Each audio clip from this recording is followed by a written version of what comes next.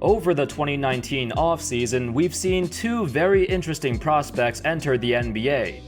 The first being 19-year-old Bol Bol, the son of former NBA giant Manute Bol, who stood at 7'7". Now, Bol Bol isn't quite that tall, measuring at 7'2", but he definitely has a similar lanky frame just like his father.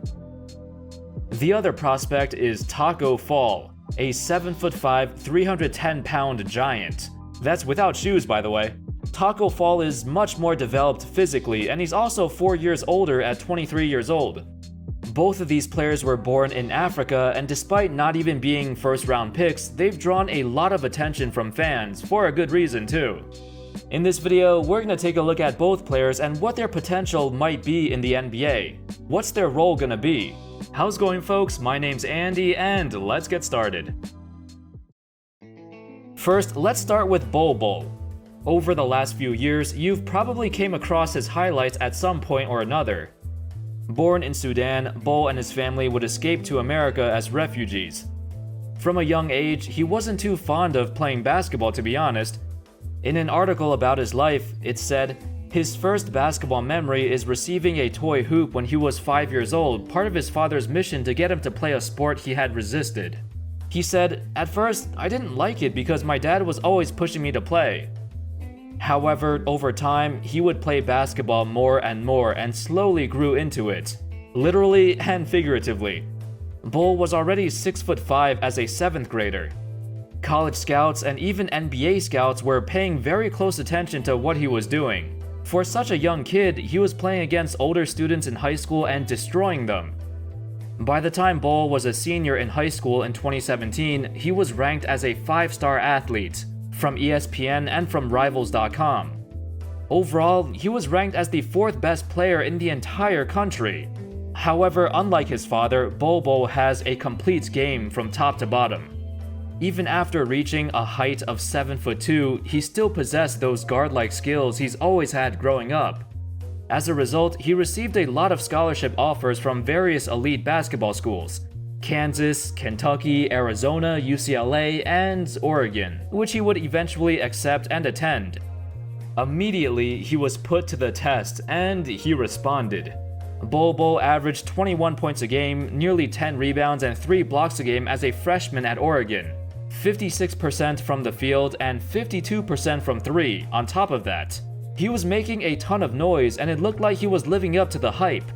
But unfortunately, just like his father, he showed early signs of being injury-prone, especially with a foot injury he suffered that limited him to only 9 games played in his lone season at college.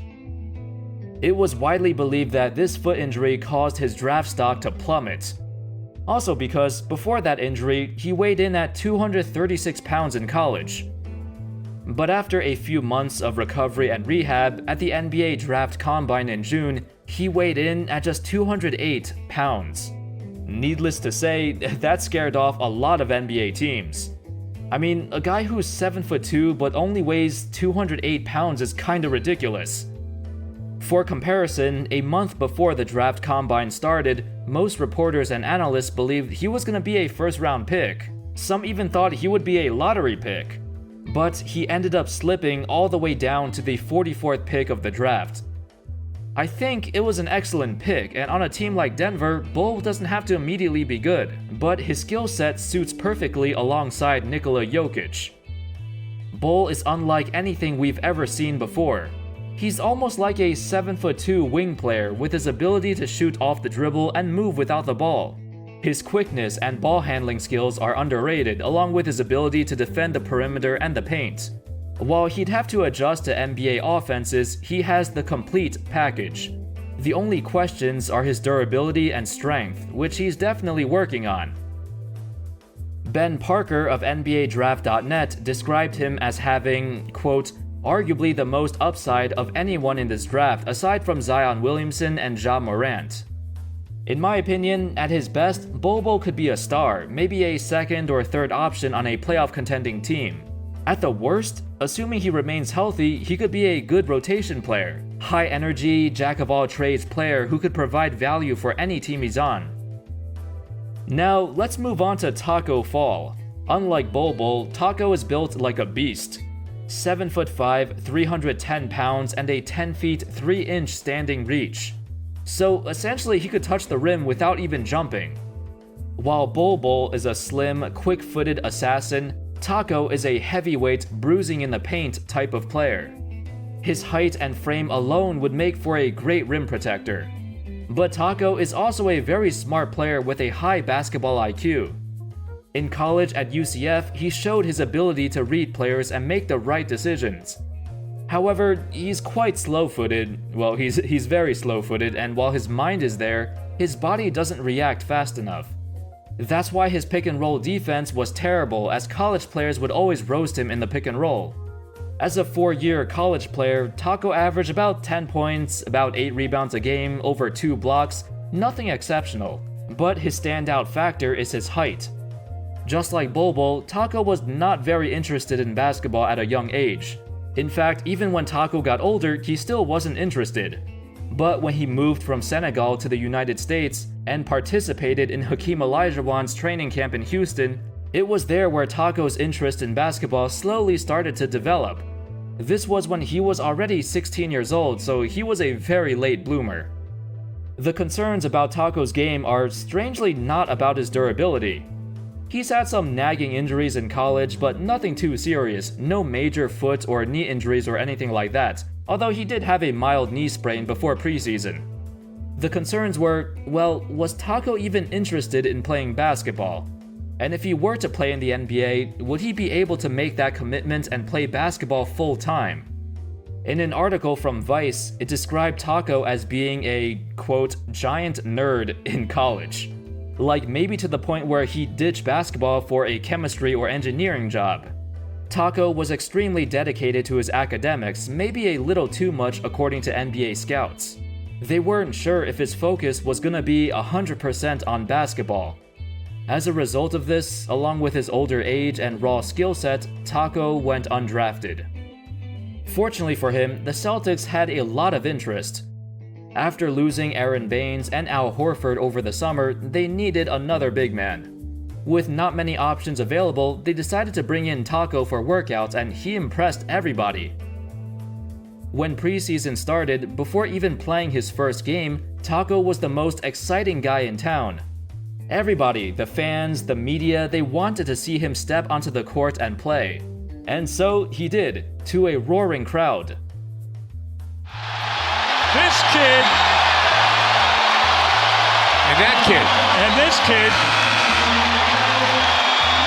Tacko Fall. Fascinating young man to talk to. Has remarkable command of the English language and can do stuff like that.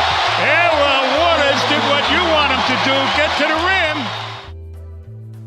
In just 8 minutes, he registered 5 points, 3 rebounds, and 2 blocks. His teammate, Kemba Walker, said, "As soon as Coach Stevens called him, the ovation he got was just unreal. We all went along with it as well on the bench. We were so happy for him. The greatest thing about it is that he's such a good person. He's such a good kid, great fun to be around. He works extremely hard, so he deserves that ovation. I'm super happy for him." Although it was a great gesture, Tacko himself was super grateful for the encouragement too, but he wants to be treated more, like a normal person, not some specimen because he's gigantic. In my opinion, he doesn't have the same upside as Bol Bol, and I don't think he's gonna be in the league as long as him either. But at his best, Tacko could play a similar role as someone like Boban Marjanovic, give you a hyper-efficient 10 to 15 minutes a night but never be a star on the team. But that's totally fine. Looking through his draft combine results, he didn't do well. Out of everyone who got their times recorded, Tacko finished last in lane agility and the 3-quarter sprint. It was kind of expected, and it's why he probably won't be playing extended minutes in the NBA. Anyway, that's all folks. That sums up the journeys of Tacko Fall and Bol Bol. 2 players with very humble beginnings, but now they're in the spotlight. Both are unique in their own ways, and generated a decent amount of hype, way more than what you'd expect from an undrafted guy and a guy who got picked 44th overall. I think Bol Bol has star potential if he stays healthy, while Tacko would be, at best, a rotation player, maybe the 8th or 9th guy on the team. Let me know your thoughts on these 2 players. Who do you think will have a longer career, and who do you think will be the better player immediately? Let me know in the comments. Thank you everybody so much for watching. I hope you enjoyed the video, and as always, I'll see you next time. Peace.